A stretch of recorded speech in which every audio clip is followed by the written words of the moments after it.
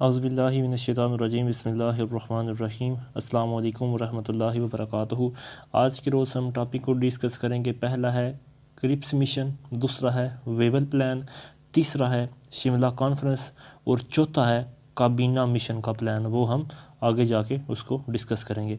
अच्छा, question number 1 है इस हवाले से कि the British government appointed a delegation Cripps mission under whose chairmanship, यानी कि ब्रिटिश गवर्नमेंट ने क्रिप्स मिशन को अपॉइंट किया था किसकी चेयरमैनशिप के अंडर? तो उन्होंने स्टैफर्ड क्रिप्स जो है उसकी चेयरमैनशिप के अंडर उन्होंने क्रिप्स मिशन जो है उसको अपॉइंट किया था, स्टैफर्ड क्रिप्स। नेक्स्ट आएगा who was sir Stafford Cripps, ये कौन था? सर स्टैफर्ड क्रिप्स जो हैं वो prominent member of the war काबीना of England, prominent member of the war काबीना ऑफ इंग्लैंड के मतलब इंग्लैंड की जो वार कैबिनेट है उसके वो बहुत ही अहम रुकन थे। नेक्स्ट है when Cripps mission reached Delhi, Cripps mission जो है वो दिल्ली कब आया? तो वो 24 मार्च 1942 को जो है वो दिल्ली में पहुंचा। 24 मार्च 1942 को क्रिप्स मिशन जो है वो दिल्ली में आ गया था। नेक्स्ट है the object of Cripps mission, इसका मकसद क्या था? क्रिप्स मिशन का आने का मकसद क्या था? तो इसका मकसद था hold discussion with Indian leaders, कि इंडियन के जो लीडर्स हैं उनके साथ डिस्कशन वगैरह की जाए। नेक्स्ट आएगा विच mission could not hold talk with the Indian leaders and left after a short stay, तो वो है क्रिप्स मिशन। क्रिप्स मिशन जो है वो इंडियन लीडर के साथ मुलाकातें ना कर सका और बहुत थोड़े वक्फे के साथ यानी कि रहते हुए वापस चला गया। नेक्स्ट है when Cripps mission submitted its own suggestion to the government, Cripps mission ने कब अपनी सजेशन जो है उसने गवर्नमेंट को सबमिट करवा दी थी? तो उसने अप्रैल 1942 को, अप्रैल 1942 को उसने अपनी सजेशन जो है वो गवर्नमेंट को सबमिट करवा दी थी। नेक्स्ट है Cripps mission submitted its suggestion for which reform, Cripps mission ने अपनी जो सजेशन सबमिट करवाई थी तो वो क्यों करवाई थी? वो उसने कॉन्स्टिट्यूशनल रिफॉर्म्स के लिए, कॉन्स्टिट्यूशनल रिफॉर्म्स के लिए उसने अपनी सजेशंस को सबमिट करवाया था। नेक्स्ट है last meeting of all India Muslim league was held, जो सबसे आखिरी मीटिंग हुई ऑल इंडिया मुस्लिम लीग की वो कब हुई? वो 1943 के अंदर। Last meeting of all India Muslim League की जो हुई थी वो 1943 के अंदर हुई थी। नेक्स्ट है when Congress publish the resolution of rejection, Congress ने कब रेजोल्यूशन पास किया रिजेक्शन का? तो उन्होंने 11 अप्रैल 1942 को उन्होंने पास किया था। When Congress published resolution of rejection, Congress ने यानी कि रिजेक्शन का रेजोल्यूशन कब पास किया? तो उन्होंने 11 अप्रैल 1942 को। नेक्स्ट है when working committee of Congress passed resolution of rejection, working committee of Congress जो है उसने वो रेजोल्यूशन कब पास किया था? 2 अप्रैल 1942 को, 2 अप्रैल 1942 को। नेक्स्ट आएगा on whose advice Congress rejected the Cripps proposal, तो गांधी के मशवरे के ऊपर जो है कांग्रेस ने इस प्रपोजल को रिजेक्ट कर दिया था। जो क्रिप्स मिशन का प्रपोजल है उन्होंने कांग्रेस के यानी कि जो मेन लीडर थे गांधी, उसके कहने के ऊपर उन्होंने इसको रिजेक्ट कर दिया था। नेक्स्ट आएगा कि why Muslim League rejected the Cripps mission, अब मुस्लिम लीग ने क्यों क्रिप्स मिशन को रिजेक्ट किया था? उसकी वजह ये थी proposals did not concede Pakistan equivocally, क्योंकि उसमें जो प्रपोज़ल पेश किया गया था उसमें पाकिस्तान को इक्विवोकली कंसीड नहीं किया गया था। नेक्स्ट आएगा कि which political party in order to put more pressure on government launched Quit India movement, तो वो है कांग्रेस। कांग्रेस जो है उसने गवर्नमेंट के ऊपर प्रेशर बढ़ाया क्योंकि उन्होंने क्विट इंडिया मूवमेंट की जो उन्होंने मूवमेंट है वो लॉन्च कर दी थी। नेक्स्ट है when Congress decided to get independence from British by putting great pressure on government by launching Quit India movement, तो उन्होंने 8 अगस्त 1942 को गवर्नमेंट के ऊपर बहुत ज़्यादा प्रेशर जो है वो उनके ऊपर डाल दिया कि वो गवर्नमेंट को यानी कि गवर्नमेंट के ऊपर उन्होंने प्रेशर बढ़ा दिया कि वो इंडिया को आप क्विट करें। नेक्स्ट आएगा कि which Muslim leader considered that quit India movement as anti Muslim action of Congress. वो कौन से मुसलमान लीडर थे जो ये समझते थे कि ये जो कांग्रेस ने एक मूवमेंट लॉन्च की है क्विट इंडिया मूवमेंट, ये मुकम्मल तौर पर एंटी मुस्लिम मूवमेंट है। तो ये कायदे आज़म ने कहा था, कायदे आज़म ने ये बात कही थी। नेक्स्ट है who declared Quit India movement as political blackmailing. तो कायदे आज़म ने इसको कहा था कि ये पोलिटिकल ब्लैक मेलिंग है, क्विट इंडिया मूवमेंट जो है ये पोलिटिकल ब्लैक मेलिंग है, ये कायदे आज़म ने कहा था। नेक्स्ट है the Muslim League is replied to quit slogan by the Congress demanded. तो मुसलमानों ने ये कहा था कि डिवाइड इंडिया एंड गो, यानी कि डिवाइड इंडिया एंड गो, के पहले इंडिया को डिवाइड करो फिर उसके बाद आप जाओ। ये मुसलमानों ने क्विट इंडिया मूवमेंट जो कांग्रेस की थी उसके मुकाबले में उन्होंने ये स्लोगन अपनाया था। नेक्स्ट है कि who said the Quit India movement is in fact is a conspiracy to establish Hindu Raj and to finish Muslim demand. ये बात किसने कही थी कि जो क्विट इंडिया मूवमेंट है वो दरअसल हिंदू राज को एस्टेब्लिश करना और मुसलमानों की डिमांड को नीचे दबा देना। ये किसने कहा था? ये कायदे आज़म ने कहा था। कायदे आज़म ने ये कहा था कि हिंदुओं की ये जो मूवमेंट है क्विट इंडिया मूवमेंट, इसमें वो ये कह रहे हैं कि ये हिंदू राज वो यहाँ पे लागू होना चाहिए और मुसलमानों की डिमांडों को ख़त्म होना चाहिए। नेक्स्ट है कि when Lord Wavell came to India. Lord Wavell India में कब पहुँचा? तो वो मार्च 1943 को, मार्च 1943 को लॉर्ड वेवल जो है वो इंडिया में पहुँचा था। नेक्स्ट है कि why Congress rejected the Cripps plan. Congress ने क्रिप्स प्लान को रिजेक्ट क्यों किया था? Why Congress rejected the Cripps plan. तो कांग्रेस ने इसलिए रिजेक्ट किया था because it did not give assurance that governor general would act as a constitutional head. वो इसलिए क्योंकि कांग्रेस ये समझती थी कि इसके अंदर ये बिल्कुल भी बात नहीं बयान की गई कि गवर्नर जनरल जो है वो कॉन्स्टिट्यूशन के मुताबिक काम करेगा या नहीं। नेक्स्ट आएगा कि who was Lord Wavell. Lord Wavell कौन था? Lord Wavell are reputed military commander. Lord Wavell जो है वो एक मिलिट्री कमांडर था। Who was Lord Wavell? Lord Wavell was a reputed military commander. Next आएगा कि before coming to India Wavell was, India में आने से पहले जो लॉर्ड वेवल है उसके पास कौन सा ओहदा था? तो वो कमांडर इन चीफ था ब्रिटिश फोर्सेस के अंदर। वो कमांडर इन चीफ था ब्रिटिश फोर्सेस के अंदर। नेक्स्ट आएगा the Congress rejected the Cripps proposal outright and demanded the establishment of free national government. Congress ने जो क्रिप्स प्रपोज़ल है उसको मुकम्मल तौर पर रिजेक्ट करते हुए ये बात कही थी कि अब हमें फ्री नेशनल गवर्नमेंट एस्टेब्लिश करने दो। नेक्स्ट आएगा Lord Wavell offered a scheme for the settlement of future political problems of India, जिसको हम कहते हैं वेवल प्लान। लॉर्ड वेवल ने मज़ीद आगे यानी कि ख़राबियाँ ना बढ़ें तो उसने इंडिया के अंदर क्या चीज़ एस्टेब्लिश की ताकि पॉलिटिकल जो प्रॉब्लम्स हैं फ्यूचर के अंदर उनको हल किया जा सके, तो उसने वेवल प्लान जो है वो इंट्रोड्यूस करवाया। नेक्स्ट है Lord Wavell in his plan to offer to set up a new executive council. Lord Wavell जो है उसने अपना जो प्लान पेश किया वेवल प्लान, उसके अंदर उसने क्या चीज़ ऑफ़र की? तो उसने ऑफ़र की कि हमें एक नई एग्जेक्टिव काउंसिल जो है वो तश्कील देने की ज़रूरत है। नेक्स्ट है when Jinnah issued a statement on the Wavell proposal. Jinnah ने कब स्टेटमेंट इशू की वेवल प्रपोजल के ऊपर? तो उन्होंने 29 जून 1943 को, 29 जून 1943 को जिन्ना ने वेवल प्रपोजल के ऊपर जो है बाकायदा तौर पर स्टेटमेंट इशू की थी, 29 जून 1943 को। नेक्स्ट आएगा in which year to Lord Wavell convened conference of Indian political leaders in Shimla to discuss Wavell plan. तो वो 24 जून 1945 को, 24 जून 1945 को लॉर्ड वेवल जो है उसने बाकायदा तौर पर इंडियन पॉलिटिकल लीडर्स की एक कॉन्फ्रेंस बुलवाई थी ताकि वो वेवल प्लान को डिस्कस कर सकें, और ये कॉन्फ्रेंस बुलवाई गई थी शिमला के अंदर 24 जून 1945 को।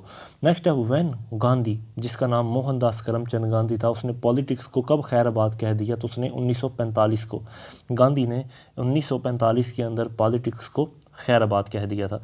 नेक्स्ट आएगा कि last Muslim League meeting was held eight, जो आखिरी मुस्लिम लीग की मीटिंग थी वो कब वो कहाँ हुई? वो कराची के अंदर। Last Muslim League meeting was held at Karachi, आखिरी मुस्लिम लीग की मीटिंग कराची के अंदर हुई। नेक्स्ट है when Shimla conference began, Shimla conference कब मुनक्किद हुई? तो 24 जून 1945 को, 24 जून 1945 को लॉर्ड वेवल का वेवल फार्मूला डिस्कस करने के लिए मुनक्किद हुई थी। नेक्स्ट है when Liaquat Ali Khan joined Muslim League, Liaquat Ali Khan ने 1923 या 1922 को जो है मुस्लिम लीग को ज्वाइन किया था, 1923 को आपने मुस्लिम लीग को ज्वाइन किया था। नेक्स्ट आएगा कि in Shimla conference who represented the Muslim League, Shimla conference के अंदर मुस्लिम लीग को रिप्रेजेंट करने वाले कौन थे? तो वो ये सारे के सारे लीडर्स थे, जिसमें गुलाम हुसैन हिदायत था, कायद आज़म भी थे, लियाकत अली ख़ान भी थे, ख्वाजा नाज़मुद्दीन भी थे और हुसैन इमाम भी थे। ये सारे मुस्लिम लीग को रिप्रेजेंट करने के लिए आए थे। नेक्स्ट है who represent Congress in Shimla conference, Congress को किसने रिप्रेजेंट किया? तो वो भी उनमें भी मुसलमान लीडर थे, खिज़र ख़यात, अब्दुल कलाम आज़ाद और डॉक्टर ख़ान साहिब। ये सारे के सारे जो हैं ये कांग्रेस को रिप्रेजेंट करने के लिए शिमला कॉन्फ्रेंस में आए थे। नेक्स्ट है in the first session of Shimla conference who made a long explanatory speech filling in the details of plan of 14 June. तो वो लॉर्ड वेवल ने बहुत लंबी चौड़ी स्पीच की थी। पहला जो सेशन हुआ था शिमला कॉन्फ्रेंस का, उसमें बहुत लंबी एक्सप्लेनेटरी एक स्पीच यानी कि की गई थी, जिसमें उसने मुकम्मल तौर पर जो उसका प्लान है उसकी डिटेल को उसने डिस्कस किया था, जो कि 14 जून 1945 को ये उसने एक्सप्लेनेशन दी थी। नेक्स्ट आएगा कि in the second session of Shimla conference who asserted that the Congress would not be a party to anything however temporary that prejudicial its nation character tended to impair the growth of nationalism or reduce the Congress directly or indirectly to the level of communal body। तो ये सारी बातें कही थी अबुल कलाम आज़ाद ने। अबुल कलाम आज़ाद जो कि बाकायदा तौर पर कांग्रेस को रिप्रेजेंट करने आए थे, ये बातें उन्होंने कही थी कांग्रेस के हक़ में। नेक्स्ट आएगा in Shimla conference which Muslim leader made it clear that League could not in any circumstance agree to a constitution on any basis other than Pakistan. मतलब पाकिस्तान के लिए कायद आज़म ने कहा था, ये बातें सारी कायद आज़म ने कही थी कि वो हमारी जो मुस्लिम लीग है वो पाकिस्तान बनने के अलावा किसी भी और कॉन्स्टिट्यूशन के ऊपर बेस नहीं करेगी। नेक्स्ट है कि which viceroy tenure is shortest in subcontinent, Lord Mountbatten. Lord Mountbatten जो है उसका जो वक़्त है एज ए वाइस राय, उसका जो ओहदा है वो सबसे थोड़े वक़्त का है। एज अ माउंट बैटन जो लॉर्ड मतलब एज अ वाइस राय जो लॉर्ड माउंट बैटन है उसका टेन्योर सबसे थोड़ा है। नेक्स्ट है when Shimla conference decided to adjourn so that Jinnah and Patel could continue their explanatory talks which had begun the day before। तो वो 27 जून 1945 को ये हुआ था। 27 जून 1945 को शिमला कॉन्फ्रेंस में इस बात का फ़ैसला किया गया था कि जिन्ना और राजा भाई पटेल साहब जो हैं वो आपस में जो मतलब बातें हैं वो कंटिन्यू रख सकते हैं। नेक्स्ट है कि in Shimla conference the Shimla conference met for the last time. Shimla conference आखिरी मरतबा यानी कि उनकी मीटिंग कब हुई? तो वो 14 जुलाई 1945 को, 14 जुलाई 1945 को जो है उनकी लास्ट मीटिंग हुई थी शिमला कॉन्फ्रेंस की, जो met for the last time, तो वो 14 जुलाई 1945 को। नेक्स्ट है at the end of conference who demanded that general elections should be held in the center to prove that who is sole representative of community। तो वो है कायद आज़म। कायद आज़म ने इस बात को कहा था कि जनरल इलेक्शन होने चाहिए। कॉन्फ्रेंस के एंड में कायद आज़म ने कहा था कि जनरल इलेक्शन होने चाहिए और पता चलना चाहिए कि कौन मतलब रिप्रेजेंटेटिव है अपनी अपनी कम्युनिटी का। नेक्स्ट आएगा Viceroy Lord Wavell announced that general election should be held in the year of 1945। Lord Wavell ने इस बात का ऐलान किया कि जो जनरल इलेक्शन है वो होंगे कब? 1945 को। 1945 में लॉर्ड वेवल ने कहा था कि जनरल इलेक्शंस होंगे। नेक्स्ट है कि which viceroy tenure is longest tenure, तो वो है लॉर्ड लिनलिथगो। लॉर्ड लिनलिथगो जो है उसका सबसे लंबा टेन्योर रहा है। लॉन्गेस्ट टेन्योर सब कॉन्टिनेंट में लॉर्ड लिनलिथगो का रहा है। नेक्स्ट आएगा, आज हम डिस्कस करेंगे काबीना मिशन को। नेक्स्ट जो प्लान हमने डिस्कस करना वो है काबीना मिशन का प्लान। नेक्स्ट है the British government headed by prime minister Lord Attlee announced काबीना मिशन ऑन 19 फरवरी 1946 को। British government headed by prime minister Lord Attlee announced काबीना मिशन। लॉर्ड एटली जो कि उस वक़्त बरतानिया का प्राइम मिनिस्टर था, उसने अनाउंस किया कि वो काबीना मिशन को भेजेगा ब्रिटिश के अंदर, यानी वो इंडिया के अंदर। वो उसने 19 फरवरी 1946 को ऐलान किया था। नेक्स्ट है Lord Pethick Lawrence, Sir Stafford Cripps, mister A.V. Alexander was the member of which mission. तो ये सारे किस मिशन के मेंबर थे? ये सारे काबीना मिशन के मेंबर थे, ये सारे काबीना मिशन के मेंबर थे। नेक्स्ट आएगा who was Lord Pethick Lawrence. Lord Pethick Lawrence कौन था? तो ये secretary of state of India था। लॉर्ड पैथिक लॉरेंस कौन था? ये secretary of state of India था। नेक्स्ट आएगा कि who was Stafford Cripps. Stafford Cripps ये कौन था? Member of legislative council. Stafford Cripps, who was Stafford Cripps? तो ये मेंबर ऑफ लेजिस्लेटिव काउंसिल था। नेक्स्ट है who was mister A.V. Alexander. Mister A.V. Alexander कौन थे? तो ये भी सेक्रेटरी ऑफ स्टेट थे। Who was mister A.V. Alexander. Mister A.V. Alexander जो थे वो थे सेक्रेटरी ऑफ स्टेट। नेक्स्ट आएगा in the course of debate in parliament on 15th March 1946 who said that Kabina mission was going to India in a positive mood with the intention of using their best endeavors to help India to attain freedom as speedily as possible। ये सारी बातें कही थी Lord एटली ने। Lord Attlee जो कि उस वक़्त का प्राइम मिनिस्टर था बरतानिया का, ये सारी बातें उसने कही थी कि इस प्लान के मुताबिक या काबीना मिशन के प्लान के अंदर उसने कहा था कि हम एक पॉजिटिव मूड में हैं और हम ये चाहते हैं कि इंडिया की हम हेल्प करें कि वो जितनी जल्दी हो सकता है वो हमारे से फ्रीडम जो है वो हासिल कर ले। नेक्स्ट है कि हु सेड दैट, ये बात किसने कही थी? We acknowledge the Hindu majority of India but the Muslims are a separate nation and they must have the right to of self determination. ये बात किसने कही थी? ये बात कायदे आज़म ने कही थी। ये बात कायदे आज़म ने कही थी। नेक्स्ट है व्हेन काबीना मिशन अराइव्ड इन इंडिया। काबीना मिशन एक्चुअली कब इंडिया में आई? तो वो 24 मार्च 1946 को, 24 मार्च 1946 को काबीना मिशन जो है वो आ गई थी इंडिया में। नेक्स्ट है which Congress leader was called show boy of Congress. कायदे आज़म ने किसको ये लक़ब दिया था शो बॉय ऑफ कांग्रेस का? तो वो मौलाना अबुल कलाम आज़ाद को, मौलाना अबुल कलाम आज़ाद को कायदे आज़म ने शो बॉय ऑफ कांग्रेस का खिताब दिया। नेक्स्ट है ऑन द अराइवल ऑफ काबीना mission who tried to remove the misgivings created in the minds of Muslims created by mister Attlee's ill advised. तो वो वाइस राय ऑफ इंडिया ने ये सारा कुछ किया था।